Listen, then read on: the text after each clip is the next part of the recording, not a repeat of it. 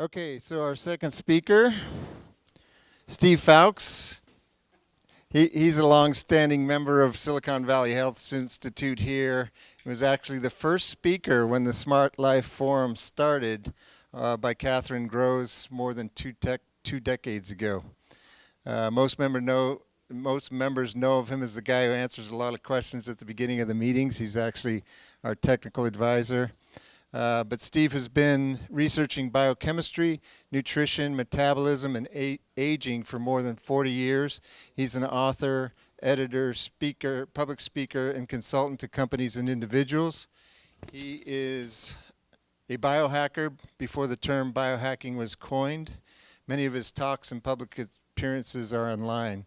Please welcome Steve to talk about hypometabolism, a modern pandemic. Hit record.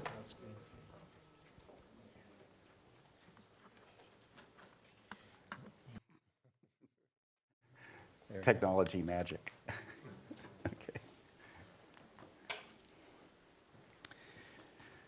Okay, so every once in a while I come up with a new theme for looking at the world.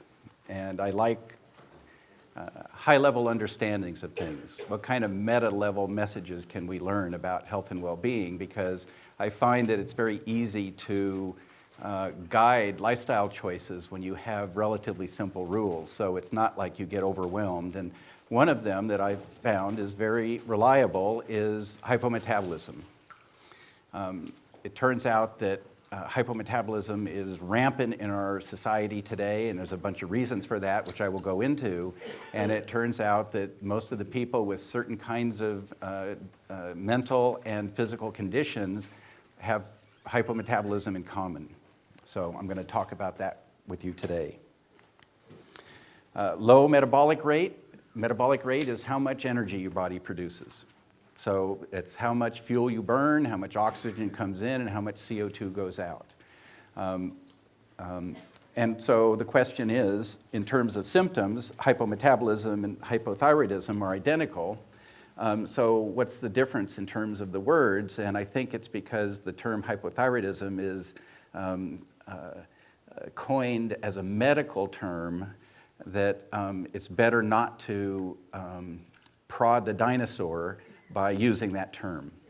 So hypometabolism or hypothyroidism has come to mean a specific dysfunction of a thyroid gland, and it turns out that half of people, their hypothyroidism issues are not related to a malfunctioning thyroid so much as other issues, like, for example, having a receptor problem.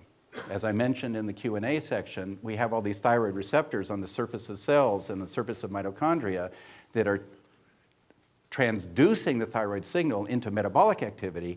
And if those malfunction, you have all the symptoms, but you don't necessarily have a malfunctioning thyroid gland. We have mitochondrial problems themselves. If your mitochondria are senescent, they're not doing their job properly, they need to be replaced. But if we don't go through periods of episodic starvation, we don't prune our mitochondria. Is there any kind of antithyroid influence at play? We've been talking about mycotoxins and mercury, and there's a whole bunch of these that are out there, and they're endemic in our society. So here's some examples of things. Some of these were already mentioned. Glyphosate, it'd be Roundup. So is your food sprayed with Roundup before you eat it? And are there Roundup residues in your body that are sabotaging your energy systems? Do you use hand sanitizers and absorb an anti-metabolic factor? Are you taking a statin drug and sabotaging your mitochondria? So thermal manifestations, that's the easiest thing to pay attention to. So if you want to study your metabolic rate, measure your body temperature. It's very easy to do. Do you have the symptoms? Cold hands and feet. Yeah. So what happens is your body tries to preserve your core temperature. You know, your hands can operate 20 degrees below your normal temperature. They work fine. But if your heart goes down that low, you can die. So your body would rather have your hands and feet feel like icicles rather than lose your core temperature. So shutting down your circulation at your shoulders and at your hips allows you to compensate for a low metabolic rate. So cold hands and feet. Wear more clothing than other people in your family or in other situations. You have an extra sweater, an extra jacket on all the time. And if you get chilled, do you need to crawl into bed, crawl into a sleeping bag, get under a comforter? These are all signs that you have low metabolism. Physical manifestations, constipation, slow wound healing, poor sleep. It's the common ways that people with hypometabolism suffer. Water retention. Do you have bags under your eyes? When you take your socks off at the end of the day, do you see a compression ring around your ankle? And neural manifestations. Mild to moderate depression, it's very common. Memory problems, and I've never met an Alzheimer's patient who didn't have hypometabolism. This is available on projectwellbeing.com. It's a one-page summary of thyroid issues. It's kind of nice because it asks the question, what does a particular thyroid test tell you? And what does it not tell you? What does it tell you, and what does it not tell you? So it explains why, if you go into your doctor at Kaiser or the Palo Alto Medical Foundation and they do a TSH and a T4 on you, what it is that they're not testing, and why you need a free T3 and a reverse T3 and a thyroid autoantibodies profile in order to know what's going on with your thyroid gland or your thyroid hormone. So here are some basic issues that are some of the things that Dale talked about in terms of risk factors for Alzheimer's disease. And hormone imbalances are certainly play a major part of that. And some of these are triggered, for example, low progesterone and low testosterone combined with high estrogen can be triggered by inflammation.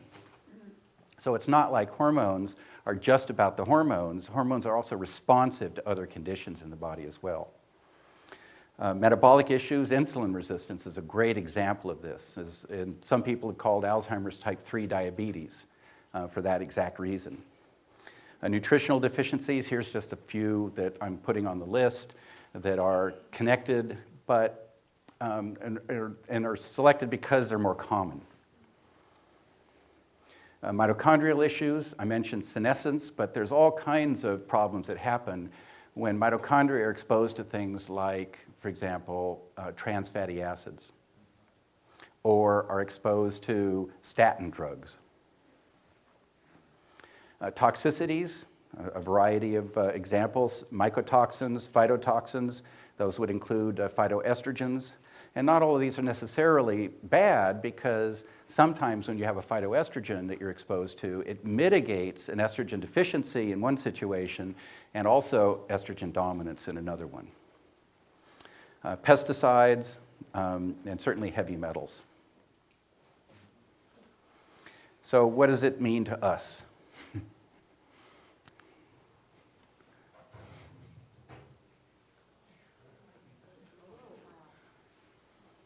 At the end of this, if you want to ask questions about a particular one on this list, feel free to.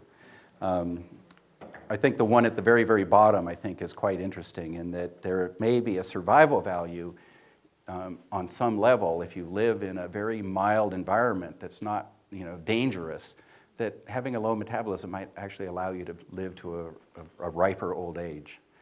But because that low metabolism is kind of best described as a kind of feebleness, you're susceptible to infections, you're susceptible to traumas, you're susceptible to viruses and bacteria, and a variety of things that will increase your mortality. So the balance is fairly close to the normal. If you look at the curve between the trade-offs of low metabolism and high metabolism, there's a sweet spot in the center, and you need to play fairly close to that. If you start to get too far off, the negative consequences overwhelm the balance. Why is it a modern pandemic? These are aspects of our society today: depleted soils, super gluten, A lot of people in America eat super gluten every single day of their lives.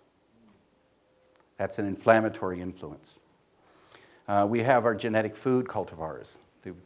Farmers have been breeding foods that make it easier to farm for hundreds of years, maybe even thousands of years.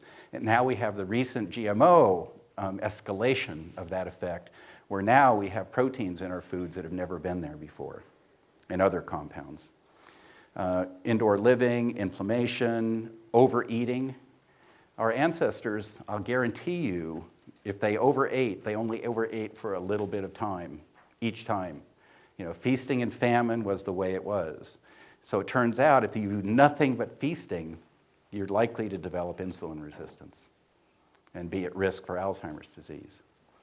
So the modern equivalent, or the modern enhancement of this idea of fasting, is to do what's called intermittent fasting and selective fasting, where you plan out what times you're going to eat less food and to what degree you are, and whether or not you're going to restrict all your food categories, carbohydrate, fat, and protein, or if you're just going to do one or two of them.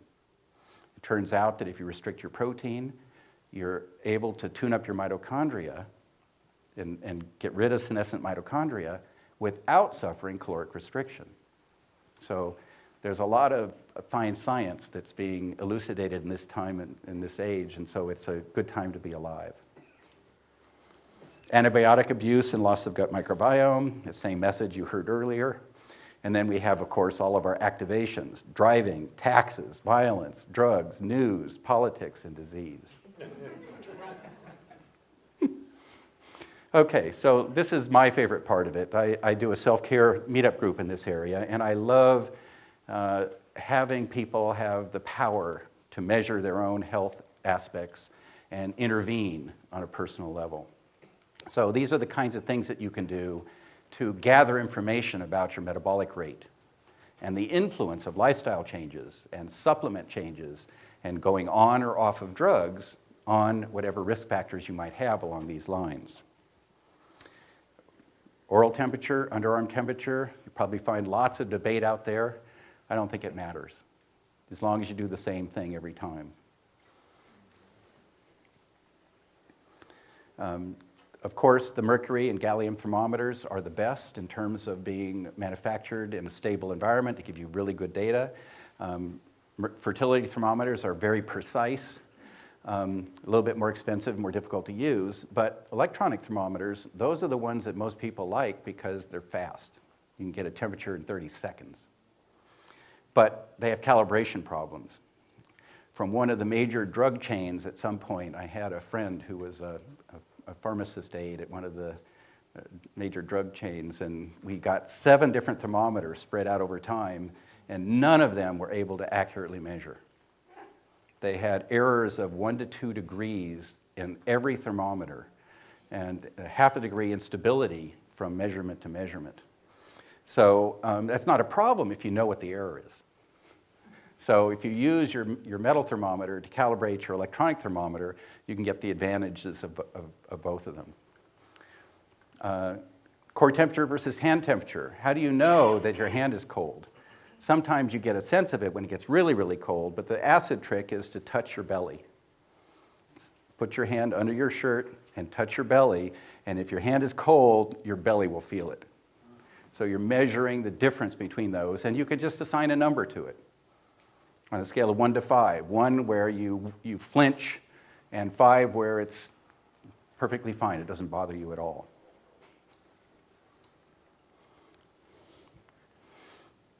Carbon dioxide, that's the output of your metabolism.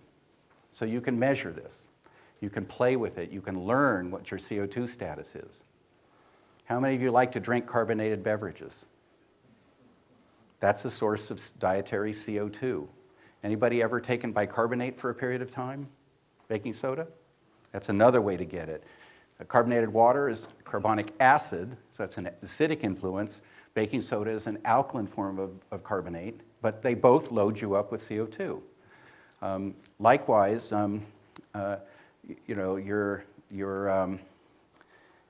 that's the CO2 loading side of things. You also can affect the same thing through a change in your breathing.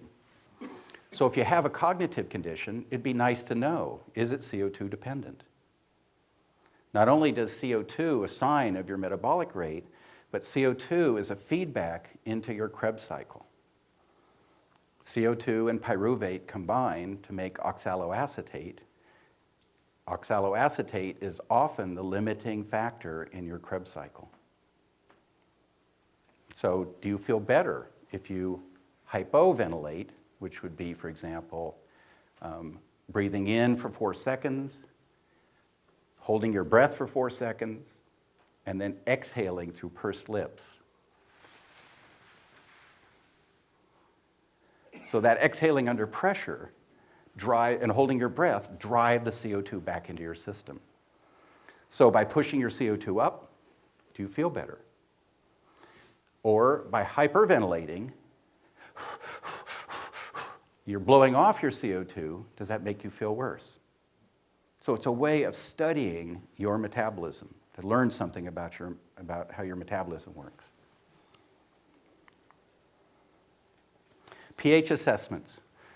This is one of the old school things that is very much a pain. Modern biohacking is done with sensors that make the process of collecting data as transparent as possible.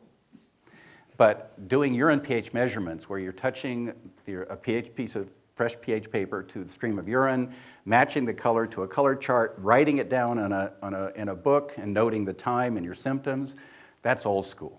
It takes a lot of time. But you can learn some fascinating things about your metabolism in terms of being a night owl or being a morning person.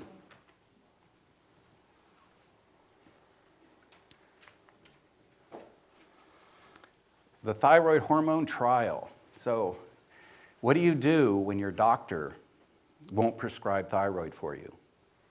Even if you have a thyroid test result on your T4, your T3 that puts you down near the bottom of the scale, that's in the normal range and there's nothing wrong with your thyroid gland. So how do you deal with that? Well, one way is to conduct your own trial on your own recognizance. If your doctor will prescribe the thyroid hormone for you because you're going to tell him that you're going to do it anyway, and it's better that the doctor provides supervision just to protect you from hurting yourself, maybe your doctor will fall for that kind of argument. But what I've done is to go overseas and buy thyroid hormone from a pharmacy in, let's say, the United Kingdom or South Africa or the Netherlands. And it's the same branded thyroid that you get in the United States, made by the same multinational drug company to the same kinds of standards. And so with the access to thyroid hormone, all I have to do is know how to accurately monitor my well-being and my pulse rate to know when I possibly might take too much thyroid hormone and develop hyperthyroidism from over-medicating myself. So if you have a thyroid hormone problem, taking extra thyroid hormone makes you feel better. So Randy shared about that impact that made in his life. And until you actually try it, you don't really know from a blood test whether or not it works for you. Because that issue of, that I mentioned at the beginning of the day for, when you talk to grandpa, does he hear you, or do you have to talk louder and louder and louder till the point when he actually gets the content of what you're saying? That's judging his hearing, and that's what you need to do with thyroid hormone. You need to find out whether or not your cells and your organs and your brain feel better with extra thyroid hormone. So if you take thyroid hormone and you immediately experience hyperthyroidism, you know that that's not the problem. And if you take thyroid hormone and you push yourself up to several grains a day and you feel better and better and better the longer it goes, you know that you do have a thyroid problem. The key aspect of thyroid hormone, a lot depends on just what kind of thyroid hormone form it is. There's T4, which is the bulk of thyroid hormone that your body, thyroid gland puts out. And then there's T3, which is activated thyroid hormone, some of which comes from your thyroid gland, but a lot of it is made by your peripheral tissues. So when your liver absorbs T4 and converts it to T3, it has 4 times the thyroid influence. This gives each of your organs a kind of independent control of its own metabolic rate. So that's what this talk is about, metabolic rate. So that T4 to T3 conversion is very significant. So if your doctor doesn't do a T3 test, you have no idea whether or not that conversion is working well. Plus, there's a hormone called reverse T3, which has 0 activity. That's like having a hole in your gas tank. And doctors are extremely reluctant to do that test for you. There's another aspect I want to make in terms of getting to self-care testing. But how to do this safely. You know, doctors will tell you this is very, very dangerous. And I've done it many times, and I've worked with clients who've done it, and nobody's ever had any problems with it. So I think the danger is like vitamin D. It's just grossly over-exaggerated. But what you need to know is that when you're hyperthyroid, your pulse will race. But it's not like that's difficult to know. Not only can you feel that subjectively with not that much difficulty, but you can put your finger on your arm and measure your pulse with a stopwatch or a sweep second hand. It is extremely easy to do. And there are automatic devices that you can buy that'll do that automatically while you measure your blood pressure. You just put the sleeve around your arm, you push a button, the battery inflates it, measures your blood pressure, you know, high and low, and gives you a pulse rate. So pushing a button is not rocket science. Once you have, before I go on, let me say that once you have this kind of thyroid data, and you go back to your doctor and you say, "Doctor, I've done a thyroid trial and I feel better. And when I went on the thyroid, I felt better, and my memory problem improves, and I went off the thyroid hormone, my memory problems came back. Here's my data, put this into my medical record." At this point, your doctor has a hard time dealing with the automatic refusal to cooperate on thyroid issues. You have hard data that you're benefiting from the thyroid. So you should see an about face with this kind of data in the hands of your doctor. If you don't, my suggestion is get a new doctor. Thyroid and adrenal systems work hand in hand with each other. And so when you're looking at the thyroid issue and trying to assess the issue, it's very important to know what your adrenal status is. Is your adrenal gland exhausted from decades of trying to keep up with a low amount of thyroid hormone? And if you're at that point, you may need to do low-dose cortisol replacement therapy at the same time that you do your thyroid trial to get good data and to learn what your true thyroid response is. And there's an over-the-counter test now where that can be done just by ordering a kit and drooling in a tube 4 times during the day. It's a couple $100. Heavy metal assessments. We talked about mercury. There's all kinds of heavy metals out there that show up in people. Everybody in this room has about 100 times more lead in their systems than your ancestors from 200 years ago. 100 times more lead. So that's why hypometabolism is endemic in our society today. You know, ever since we burned leaded gas, we've polluted the entire planet, and the soil has lead in it, the vegetables have lead in it, the air, the dust has lead in it, and we have lead in it. We have lead in us. Hair analysis is a fairly cheap way to do a quick assessment. It's not particularly reliable for a lot of things, but for lead it's not that bad. The best challenge and the best test for heavy metals that I know of is the chelation challenge, where you take a lead chelating or mercury chelating agent and then measure for heavy metals. And you can also, even though Kaiser and Palo Alto Medical Foundation won't do this test for you, you can do it. Just ask them for a heavy metal test and take the chelating agent yourself before you submit to the blood draw or urine collection. So you convert their non-chelation challenge test into a chelation challenge test without their consent.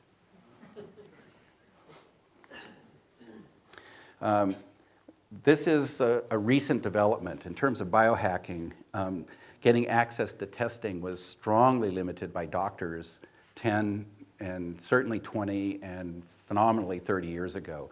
But there's this trend nowadays to make medical testing an online available service.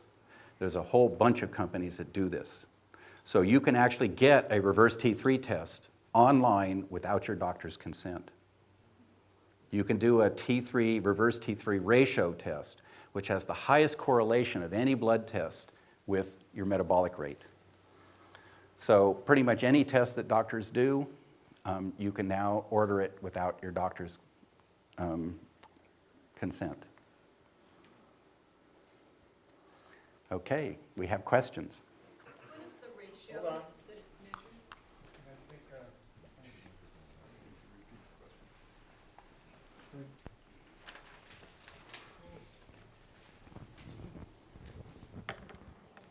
Actually, had quite a few questions, Steve, but just starting with the last one, what is the difference between a basic T3 test and a T3 ratio test, or is there no distinction? They're both individual tests. You just take the two numbers and you do a ratio between them. It's like, progesterone estradiol ratio. You test the progesterone, you test the estradiol, and if the progesterone's at the top of the range and estrogen's at the bottom of the range, you have a very high ratio, and if it's the other way around, you have a very low ratio.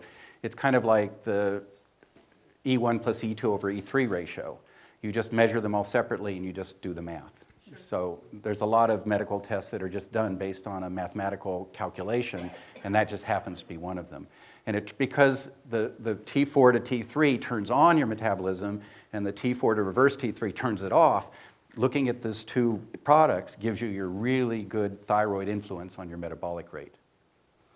The second question I had to do with I guess mitochondrial respiration and the CO2 assessment and the net effect of what you learn if you were actually pumping up the CO2 in your system versus decreasing it. And so what are you seeing with that? I didn't quite understand that. Okay, well, one thing that happens when anybody has a health problem is that they learn how to compensate. And most of us do this automatically. All kinds of things that you can do to control your CO2 just by changing your breathing style. And so a lot of people with low CO2 will automatically hypoventilate. And those people, if they have, let's say, chronic fatigue or multiple chemical sensitivity syndromes, when they get into an elevator with somebody who's wearing cologne or perfume, will just stop breathing. And they'll get dizzy and they'll pass out relatively easily because they're in a compensated state. So they're already changing their breathing to compensate for something, so they don't have any extra adaptive compensation to bring to bear to it. Same thing with thyroid and adrenal. So if your thyroid is too low, your adrenal gland goes high. But normally, your thyroid's supposed to be normal, and your adrenal gland is supposed to be only for emergencies. So your adrenal gland just idles until you have to outrun a bear. And then your adrenal gland goes through the roof, and you can run a mile in 4 minutes, and then you sit there panting for a while to unload the CO2. But you start unloading the CO2 before you actually start making it. So as soon as you get frightened, your body goes into sympathetic mode, and you start panting to blow off the CO2 before you're actually producing, before you actually start running. And then so you're actually dumping your CO2 before you produce it. So by studying your breath hold time, for example, which is a measurement of what your CO2 status is at any given point, you're able to judge whether or not you're actually compensating for your CO2. So if you have panic disorder, or in my case, stage fright, the low metabolism and the low CO2, if you start to breathe sympathetically, you start to pant, you start to breathe shallow, chest breathe, you start blowing off CO2, which you've been conserving, and all of a sudden now you're blowing it off. So you had a shortage to begin with, and now you're just wasting it. All of a sudden, your CO2 level plummets below the level that's necessary for blood flow to go to your cerebral cortex, and especially your prefrontal lobe, so you lose all your intellect, and you lose your strategic ability to anticipate and plan. So if you're standing in front of a group of people, you want to have some part of your mind devoted to what you're saying at any given time and what you're about to say so that you can develop. So just to clarify, you need the CO2. Hold on. Let's move the questions around. Just quickly to clarify, you need the CO2 to think. So you need want to the- have plenty yes. of it You need the available. CO2 to think, and you need the CO2 to have a robust metabolism. CO2 is necessary for the Krebs cycle. So your Krebs cycle is generating energy. It's burning sugar or burning fat and ketones fuels, and it's putting off NADH, which is a reducing agent for your antioxidant defense system. That NADH is going into producing ATP that are driving all your energy, your muscles, your stamina, your mental quickness is all dependent upon that energy production. Part of that CO2 goes back into the cycle and feeds the weak link in that cycle. So CO2 is actually critical on so many different levels, and yet everybody thinks about it as a waste product that you want to get rid of, and you only want to get rid of it. That make sense? Okay. Why don't doctors want to do reverse T3?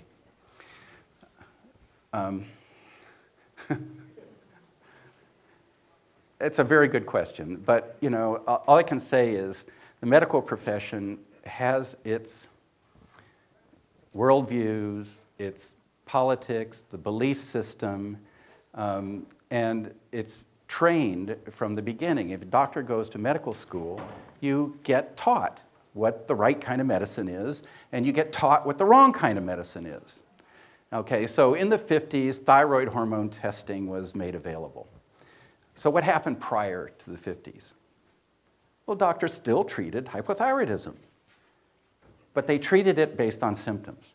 You had cold hands and feet, you got a prescription. But in the 1950s, that became bad medicine. So if you couldn't document that those cold hands and feet were associated with a low thyroid blood test, you would be at risk for losing your license. And that was because somebody in an academic position in the medical education system had their deal with the Synthroid people, that this was, in the testing systems, that this was the new, better way of doing things, and they bought it, hook, line, and sinker, when it wasn't really true.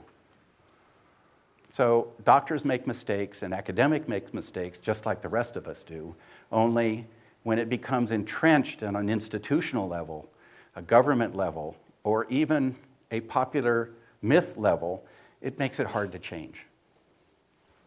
I hope that helps. When you're Okay. talking about stage fright, what do you think about Inderal or propranolol? I used Does that it. help you? Yes. And what? I yeah. did desensitization training. I did beta blockers. I used atenolol. When I was on Larry King Live, I was on a half dose of atenolol with several smart drugs stacked on top of that. And so part of what I learned is that my assumption when I was in the 4th grade and I got my first attack of stage fright was that the audience wasn't safe. And that was not right. And the fact is that when you're up in front of people, most people want you to do well. They want to be entertained. They like interacting. They like the message. And so, now that I understand that, it's actually now fun instead of, the worst experience of my life. And maybe it wasn't the worst, but, it was close. Hi, I have 2 questions actually. The first one is about cold hands and feet. So I know that at times I have cold hands, and just now when you told us to put our hands on our bellies, I did not have cold hands at all. And I'm wondering if it's something that would be pretty constant or whether you could have it half the time. Would that still be an indicator? Yeah, that's a really good question because there are people for whom cold hands and feet are a way of life. Right. And there are other people for whom it's merely episodic. When you need it, your body shuts down your peripheral circulation, and then when you don't need it, it opens it back up again. And that's an ideal state to be in. But there are a lot of people for whom that opening the circulation back up again doesn't work because their body has been entrained. They've been in hypometabolic state for so long that their hands and feet are always cold. So if I had cold hands and feet half the time, you wouldn't take that as an indicator of hypometabolism, or you would? I would, You unless you were deliberately putting yourself into a cold environment and misjudging the amount of clothes that you were wearing. So you decide, in the middle of the summer to go to San Francisco. Half the people on the planet don't wear enough clothes in the summer in San Francisco. Okay.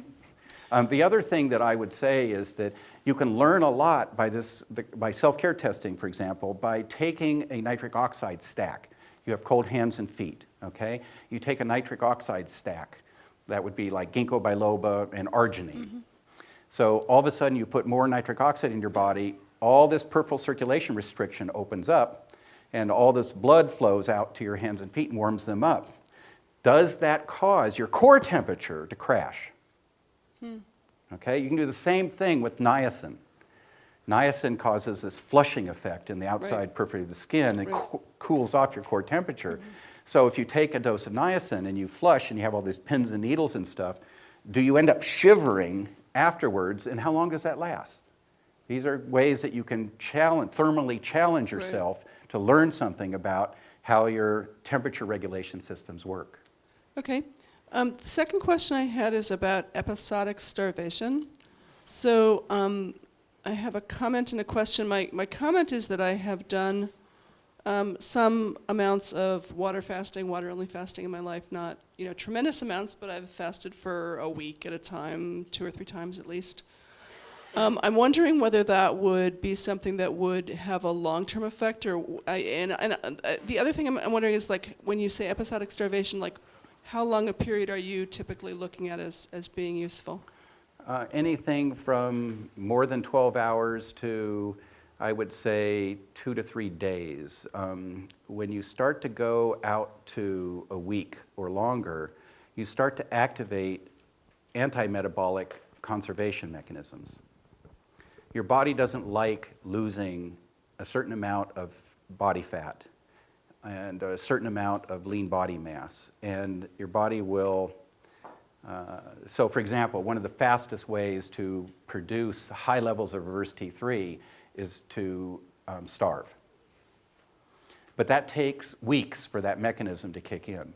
So if you're doing 2 or 3 days at a time, you're still in that frame of what your distant ancestors would have gone through in hiking from valley to valley through a mountain pass, where they wouldn't have food in the past, but they'd have food in the valleys on either side of it.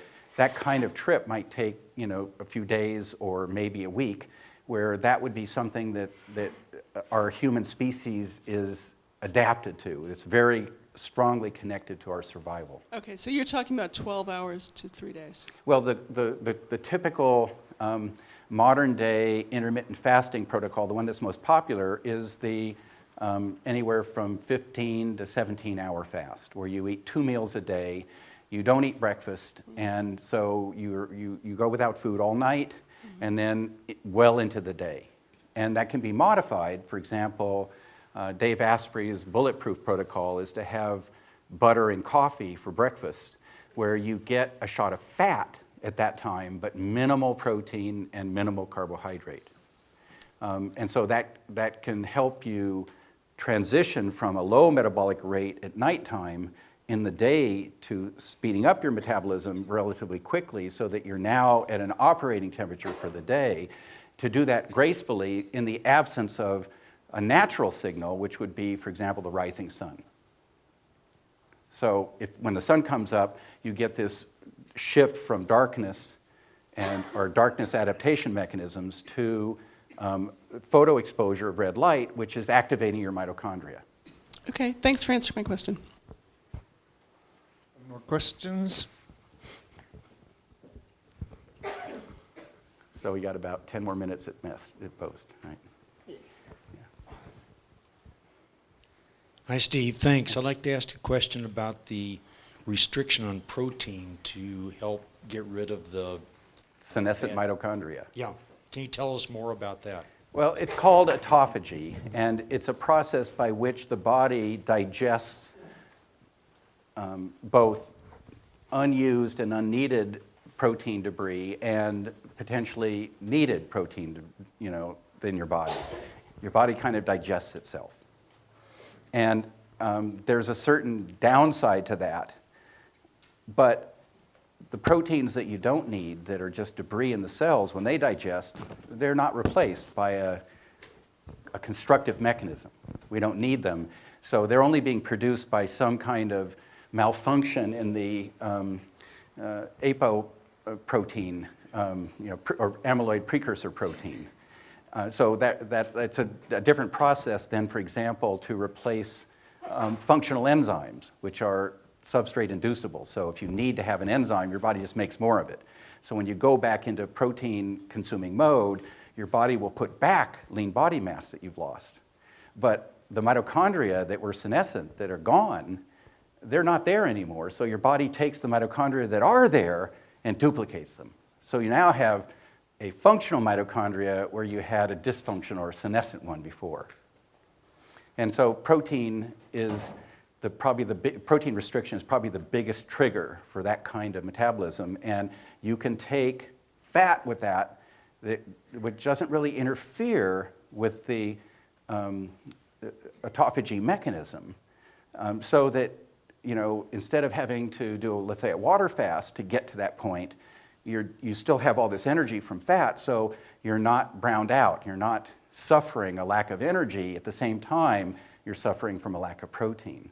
So only one necessary element is brought to bear on the problem, instead of having collateral effects across all of your energy substrates. So it's supposedly the kinder, gentler kind of approach to things, and it's stuff that I've been looking at for the last 20 years, and I practice it myself in a lot of ways. So I do a lot of intermittent stuff now, as opposed to my original idea back in the 70s and 80s was nutrition and antioxidants at a kind of steady state was the ideal state, the ideal strategy.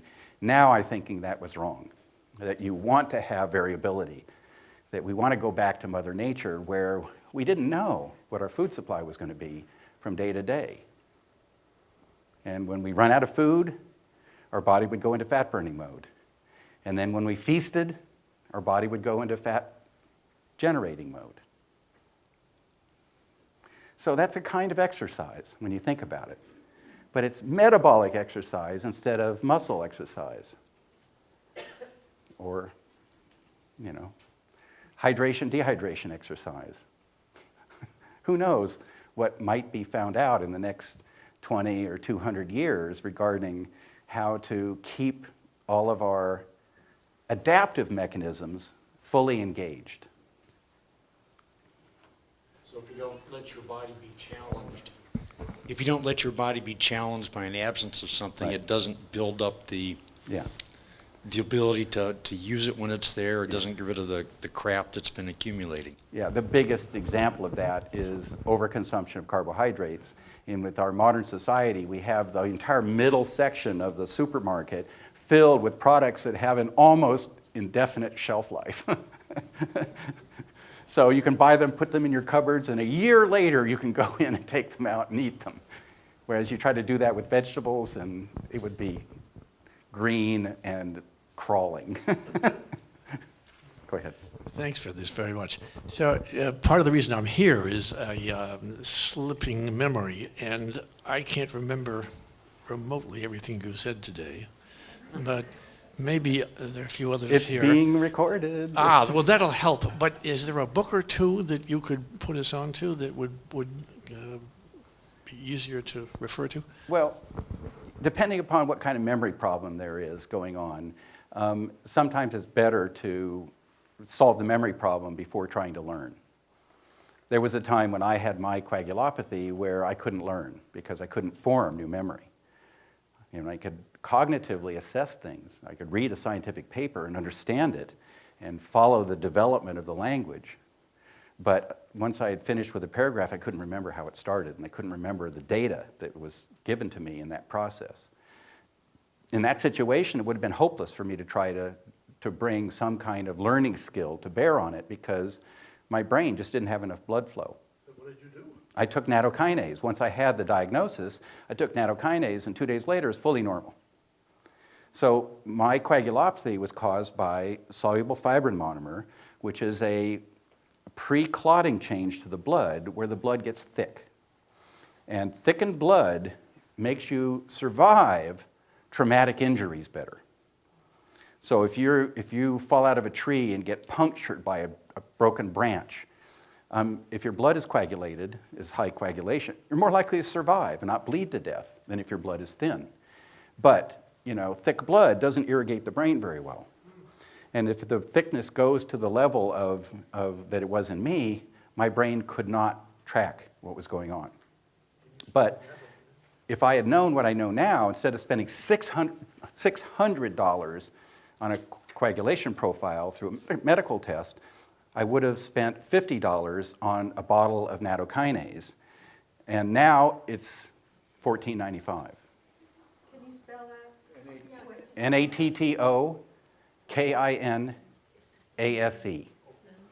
And it comes from natto, which is a fermented Japanese food that is, for most people, objectionable. Say that word again. Natto. That's what it's called popularly. You go into a health food store and you say, I want some natto. And so they'll take you maybe to the fresh food place, or they'll take you to the supplement place, and what you want is the capsules. And they just extract the nattokinase out of the natto food, and so you don't have to smell it, and you don't have to taste it. It's kind of like, kimchi and that kind of thing. You either have a taste for it or you don't. And even if you do have a taste for it, you usually don't eat very much of it. In that situation, that was a very focal problem. My blood was too thick. But while blood flow can certainly cause Alzheimer's disease and cause memory problems and senility, can be based on blood flow, you can have fully excellent blood flow and still have a dementia. If you have, let's say, a B1 or a B12 deficiency, you can have a dementia. If you have a high inflammation, you can also have dementia, even if your blood hasn't coagulated. So all of the physiological parameters that are involved in supporting a massively energy-consuming brain are needed for that to happen. So as humans, 20% of our energy is used by our brain. Other animals, it's 2% to 10%. So we have this massive overhead. Our species has this massive overhead of needing to devote huge amounts of energy just for our brain to idle. So Steve, I'm going to try and take one more question here, but we Okay. need to keep it tight. What about fibrinogen, making a measurement of that for a coagulation problem? Yeah, there's a whole bunch of different things that you can look at in terms of getting a handle on coagulation. But taking natto is dirt cheap. It's easy to do. It takes a week. At the end of a week, if you do a protocol where on Monday you take 1 capsule, on Tuesday you take 2, so you wake up on Monday morning, you take a capsule. On Tuesday, you take a capsule in the morning and then a capsule before you go to bed at night. On Wednesday, in the morning, mid-afternoon, and before you go to bed at night.